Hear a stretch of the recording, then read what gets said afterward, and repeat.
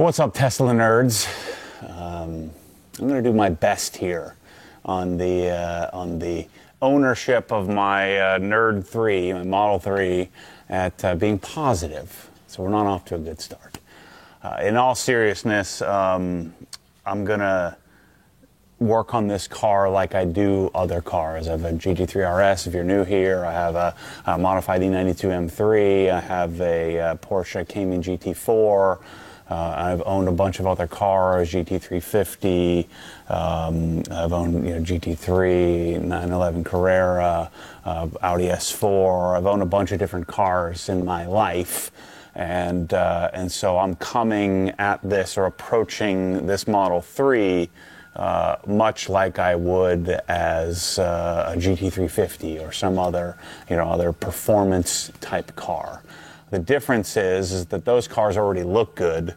This thing looks super nerd, right? So I bought it for, and I'll explain in another video the main reason for buying it, but I bought it for the technology. I bought it for the auto drive. I bought it for the experience. I bought it because I have a hard time driving sometimes, so I have all these high horsepower cars, and this is really the only thing. The reason why I didn't buy a Porsche Taycan was it doesn't have the tech that this thing has. And the reason I bought the Model 3 over, say, a Model S is, one, I didn't want to go in that deeply, $100,000+ on my first electric vehicle. And then this one has a lower center of gravity. It's a little lighter. This would be the car to modify. And so I'm going to take you through what it looks like now. And then over the course of the next 6 months to a year, if it lasts that long with me, we'll do some of the same, I'll call it real car guy stuff that real car guys do. Proper fitting wheels and tires and suspension. I got to do something to the exterior because it looks too dorky for me. The really interesting thing, the interesting part to me is that I won't be doing an exhaust. Like my GT3, I've had dozens of exhaust choices, it seems. A GT4, I'm already on my 4th exhaust variant. So that's one thing I won't have to mess with on this car. But the goal would be to improve the look of it a bit. And maybe improve the handling performance there. But really for me, this car will be designed to be the family flex vehicle. We'll call it my OCD vehicle. When I can't drive, this is my refrigerator. I'm going to jump in and have it drive me around town. So let's jump into the car. I want to show you what it looks like. This is a 2021 Model 3 Performance, so it's the dual motor version. I'm not a Tesla expert, at least not yet. So if I misspeak, you can hold that against me in the comments. I'm sure you will, so you might as well go for it. I'm used to that. But this was base price plus the performance package. So it's the shorter range performance version. And then I opted for the white and black interior, white seats, white leather, or fake leather, white vinyl. What do they call it? Vegan leather, Mike, or some bullcrap like that? It's frickin' vinyl, people. It's vinyl. And so that was $1,000, and then I opted for the full self-driving option, and so that was another $10,000. So the sticker on it was $57 and change, and then add the 10 grand, so it was $67,000 is what this cost.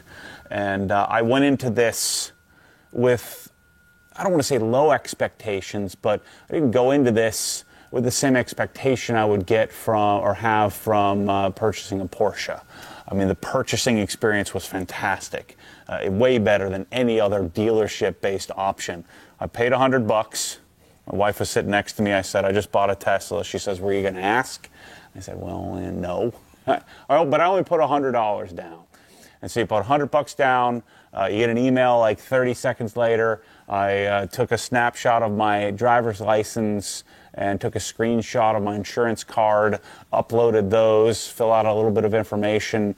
I am assuming a loan or lease process would just be a few extra steps, but I chose to pay cash. So I just paid cash option on the car, and so I didn't pay up front. And so that night, filled out like basically one half a page of information, And then I got an email the next day from a Porsche representative, not Porsche, a Tesla representative saying, thanks for the purchase. When they looked up my email address and found Obsessed Garage, said, "Oh, I like your website." So we made a little bit of small talk. I asked him if I can get into the full self-driving Pilot. He said no, but at least I tried. Maybe I'll get in there after I make a few videos. I think my estimated time, so this was like November 30th, and my estimated delivery time was December 16th to the 28th or something like that. And I ended up eventually getting, I got a text message from them saying it's time to pay. So this was around December 15th. I did an ACH. I didn't have to wire any funds. It was just a simple ACH through, I forget what it's called. I think it's called Plaid. Plaid. I just click, connect to my Chase Bank, do an ACH real quickly. It took, a minute and a half to do that. Wired $70-some thousand. They did all of my registration and all that stuff you can choose. I wasn't doing a trade-in or anything. I needed a new plate because I wasn't trading or wasn't transferring a plate. So paid that all right then and there at the same time. And then a few days later, I got another text message after paying saying, actually, I take it back. I think it was later that afternoon, scheduling my pickup appointment. So I picked it up December 22nd. And that was the whole process, super simple. They were a little bit disorganized, just out of pure, you could just tell out of pure success. I had to go to Orlando, which is 38, 39 miles away to pick it up, so they wouldn't do any delivery to me, which I would have chosen if I had that option. So we went down there. They were delivering 52 cars, they said, that day, and another 70 the following day. So my appointment was at 11:30. I think we were out of there by like 12:15. The actual delivery process took about 4 minutes. It was super quick. All he did was initialize the car. I refreshed my app, logged in through the Tesla site, then created I guess just accepted the car, accepted delivery, and I was off, and we drove home. So the process was like a dream. The only disadvantage is I couldn't opt for them not to wash or prep the car. I haven't gotten any lights out or anything to take a look at, inspect the paint. But it appears that mine looks pretty darn good. I think that a lot of those, for a car guy lore is that Teslas are junk and they're body gaps, and it's a new company, so they don't know what they're doing. Mine looks pretty darn dialed, and I happened to look at all the cars that were there, and I didn't see any wonky panel gaps. I think that's become like the cool guy, car guy thing to say, is that, well, Teslas are junk, and wait till you see the panel gaps. And it's kind of like saying rod bearings are guaranteed to fail on an E92. It's a bunch of bull crap. So anyway, let's walk around and show you the car, show you what I know, show you what I've learned thus far, and I'll talk a little bit about what I'm planning to do with it. And we'll have a whole series of videos as I modify things and share with you the process of that and try to de-nerd this thing, because these freaking wheels on this thing are the ugliest things I've ever seen. Get rid of stupid red. I hate red calipers. Get rid of red calipers. Lower this thing, which all cars are too high from the factory, other than maybe my GT3 RS. So anyway, let's walk around. I'll show you what we got. All right, one of the cool things about a 2021, from what I understand, again, I'm not a Tesla expert, but all the trim with the exception of the emblems is black. So it's this, and it's nice that it's not shadowline black. It's not the shiny black bullcrap that doesn't ever work and always gets scratched up and faded. So you have black little accents, black trim around the glass, black door handles, which is a nice touch. Black, mirror accents. And so to me, because of all of that, I don't really like the red color that they have, and I've got a bunch of blue cars, and so I went with white. And I just think white with a car that has great black trim is a really nice option. And of course, the performance version gives you these goofy wheels, the ugliest thing I've ever seen in my life. So the good part about them, they're a nice dark gunmetal, which is cool. and at least it's not a weird hubcap like the other ones. I actually like the previous gen. When you take those hubcaps off, the underlying wheels are not too bad looking, but these are just ridiculous. Before I even bought the car, I ordered a set of 20s. I'm doing, I was going to do 21s, but I didn't want to push it because I'm going to lower this thing, a good 3 inches or so, and we'll bring the wheel out. Of course, the disadvantage of doing that, I was talking with Ben from Unplugged Performance. I mean, these wheels are designed for aerodynamics, and so, they're trying to find that happy medium between grip and range, and I don't give a crap about range. I'm going to be driving this thing around town. I'm going to bring the wheels out flush, lower it. I think we're doing 20 by 9s in the front and a plus 35 offset, and so we'll upsize the fronts to either a 245 or 255 wide. And a 35 profile. I don't like to go. The reason why I didn't want to do 21s is I don't want to go with some rubber band tire. But these are the whatever they call these things. What do they call them? Turbine aero or some bullcrap like that. The other thing we're going to do. So the performance comes with the goofy red brake calipers. We're going to do carbon ceramics. So I'm going to do the 6-piston Brembo-based Unplugged Performance carbon ceramics front, and hopefully they come out with a carbon ceramic rear. And what I'm going to do is refinish. I'll get a new set of rear calipers and refinish them in black. I'm going to do the caliper in black as well. And so I'd do them in yellow like my GT3, but we're going to go with black because I'm going to do something crazy on the wheels. You'll have to wait and see what that looks like. But I'll be doing Michelin Pilot Sport 4S's, so we'll do those and again lower it. I bought all the Mountain Pass Performance MPP, which is a KW based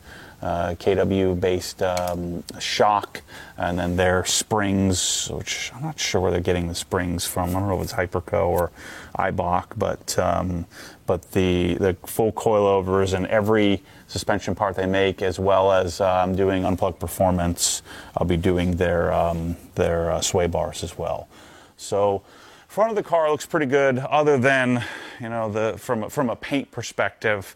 All my panel gaps look great. I don't notice any major paint imperfections. I'm going to decontaminate it. For those of you that are new here, kind of one of my major things is detailing, and so I'm going to fully paint correct it. I'm not doing any frickin' wraps. That's the one thing.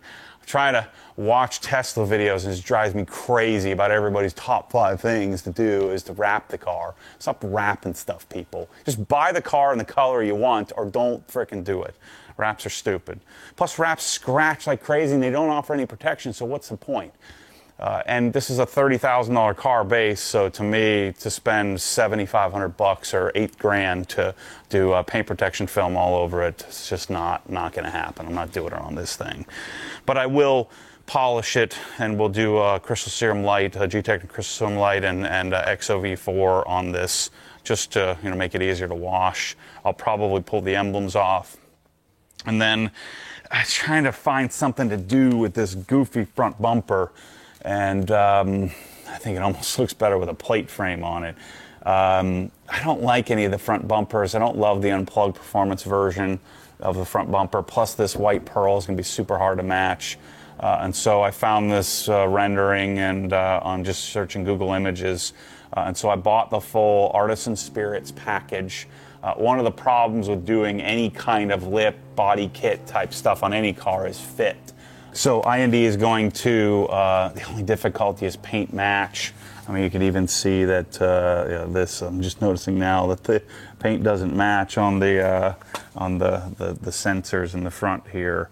So that's going to be the trickiest part, is paint matching. I bought the carbon fiber and FRP version, so it has carbon fiber inlay sections. But we'll be doing the front lip, and then a carbon fiber canard, which I'm not a lick and stick on kind of guy, but they got to do something. So we'll test it and see how it goes. One thing I'm not afraid to do is punt and try something different. So we're going to go with my original thought of wheels, suspension, brakes, and then the front lip and side skirts, and then a rear splitter of some sort. We'll probably do something like that. But the front of the car, the headlights, I think are pretty nice. It's also pretty nice seeing how much storage this thing has. It's pretty darn practical. If you're not a Tesla bro, if only the car looked that good in person. You have the Tesla app, which becomes your key. And I have the card in my wallet, but you use this as your key, and then this is how you would do access the car, unlock the car. The new 3 has the new 2021 has the whatever you call these things, the powered trunk in the rear. But you see, got plenty of room in the thing. Got this nifty little plastic thing. I don't know what I'll have to do with the suspension. I think I'll have to kind of drill into here, but all this panel stuff comes off to access one of the electric motors. But the beauty of this thing is there's not really much to it. So what we'll do is we'll clean all this up and coat this all as well. And the hood appears to be aluminum. So, and we'll get rid of this emblem.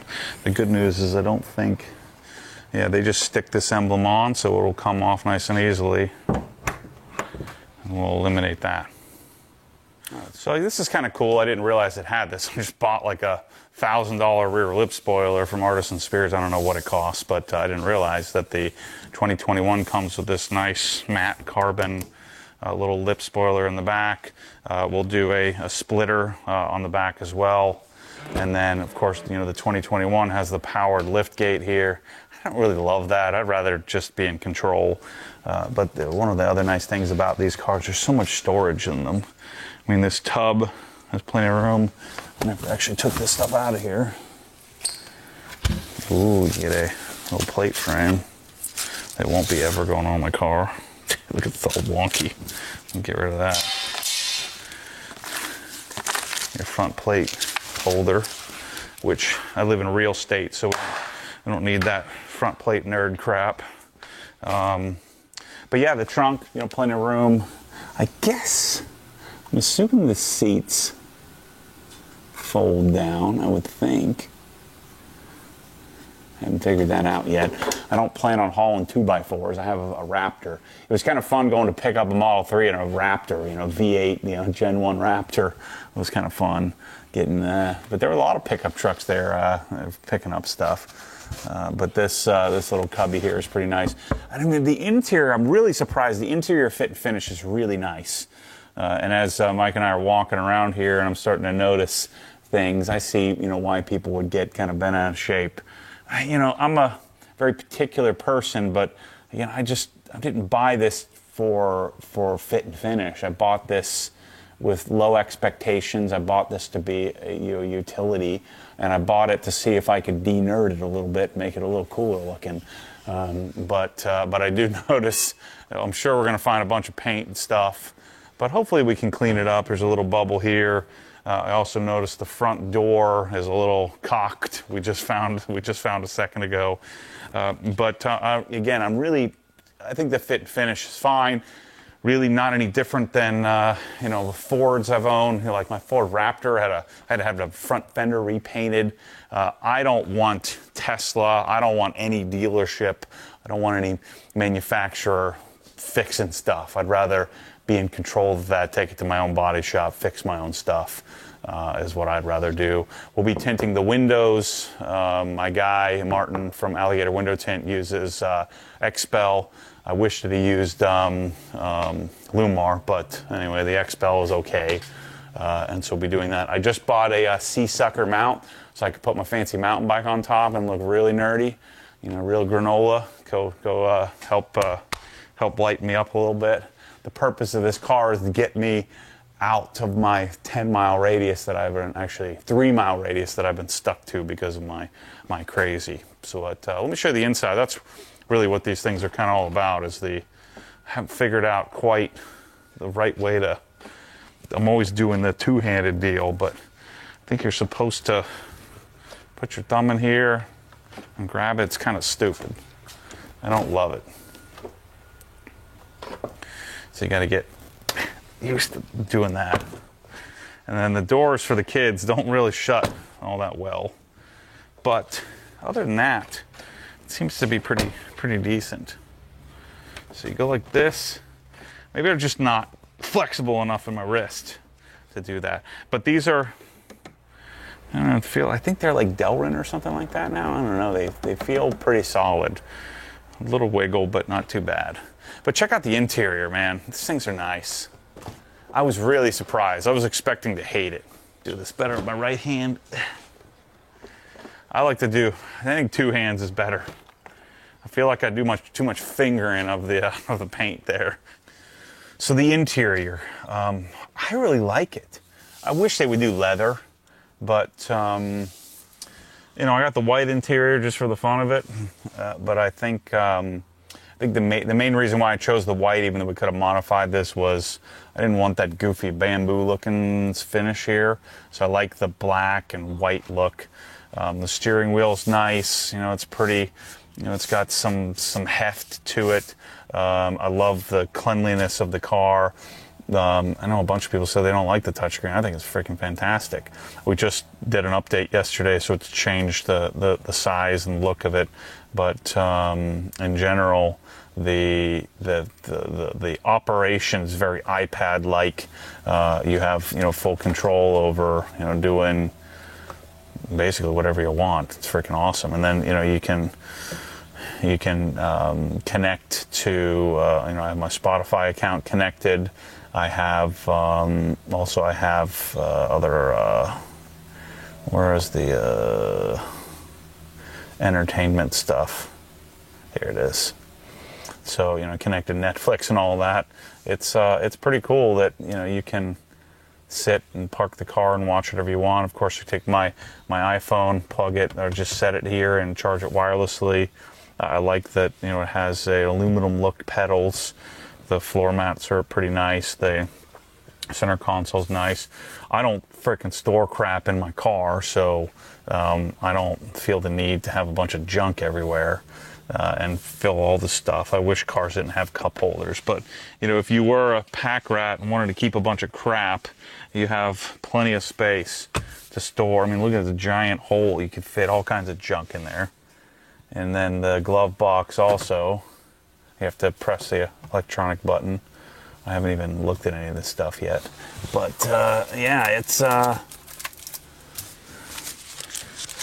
pretty nice. So they give you a little screen cleaner, just what I always wanted. Some warnings, we don't read directions or instructions.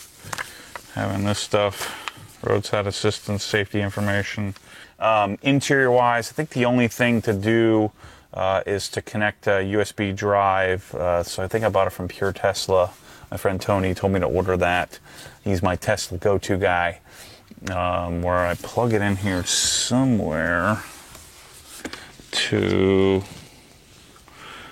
I don't know where the freaking USB thing is. Thought it was in here. Guess we'll have to figure that out. All you Tesla nerds are freaking out right now. So that we can store and turn the, turn the security cameras on. Not that someone stole this, I'd just get another one. But yeah, the seating position is nice. The seats are okay.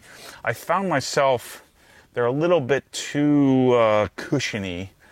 Which sounds weird, but it's like on a bicycle seat. You don't want it to have too much cushion because then it ends up hurting more than it would if you had less. But again, operationally, you can go watch other people tell you more about this thing. But the operation-wise, this thing, I love the function of it. It's taken a day or so to figure out how to open the trunk and figure out where things are. And the thing that interests me most is autopilot. So I've turned on all those options and learned how to navigate on autopilot. Again, something that's coming up here soon would be full self-driving. So that there's the visualization preview, but eventually it'll be able to turn on city streets and stuff like that. So I think having having that option is what really intrigues me. Let me show you how much room is in the back. So I'm 6'2", and it's not, it's not super, there isn't like tons of room, but that's where I would be sitting. And so my kids, the only disadvantage, my daughter's a little, she's 6, so her feet kind of poke out so a little bit, but my son can fit back here. And the nice thing is there's, with the glass roof, there's enough headroom for me to sit. And again, the door panels, I was really surprised at the fit and finish of the fake leather and, all the, like the center console and some of the updates to the 2021 makes it so it's not glossy and it won't get all scratched up anymore. But I'm really pleased with the interior. I think it's pretty nice. I'd like it if it had a black headliner, but there's not a huge headliner because there's glass on the whole thing. So we tint the windows, lower the car, put wheels on it, and you could load up the family and make it look kind of cool. So I think the Model S looks better and it certainly has more room, but for fun factor, I think the Model 3 is probably the way to go.